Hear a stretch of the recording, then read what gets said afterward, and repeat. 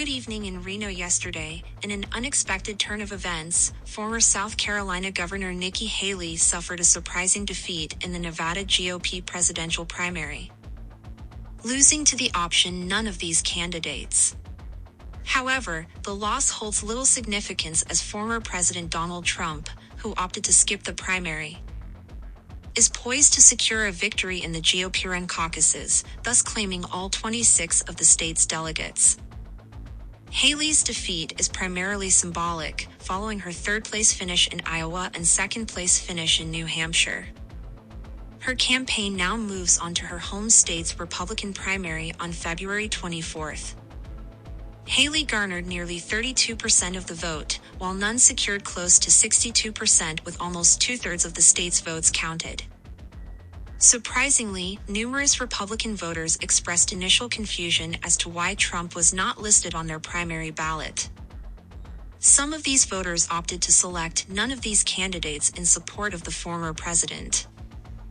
"I wanted Donald Trump to be on there," stated Ron Stanley, a 64-year-old truck driver who voiced his protest through his none vote. He acknowledged Trump's decision to skip the primary and believed that the former president had his reasons, emphasizing that Haley was not the solution to the issues faced by small businesses and family farms.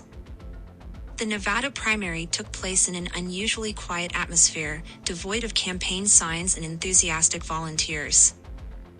Turnout appeared to be low, with fewer than 12,000 ballots cast by 2 p.m., while approximately 150,000 Nevadans voted early or via mail-in or absentee ballots, representing roughly 13% of eligible voters.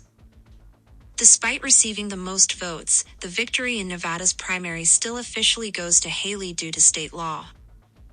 Outside a polling place in Reno, Gary Benedetti expressed hope that Haley would continue to stay in the race.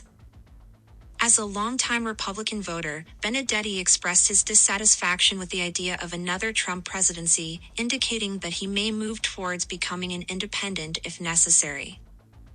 The absence of Trump's name on the primary ballot remained confusing to many Republican voters throughout the day.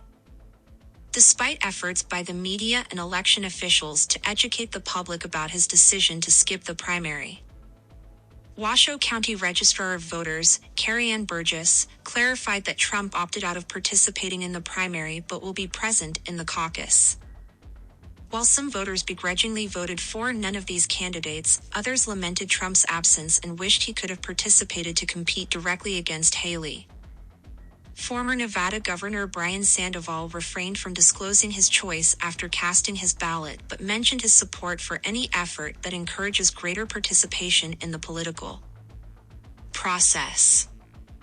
As the Nevada primary draws to a close, questions arise about the impact of Trump's decision to skip the primary, Haley's defeat, and the implications for the upcoming caucuses.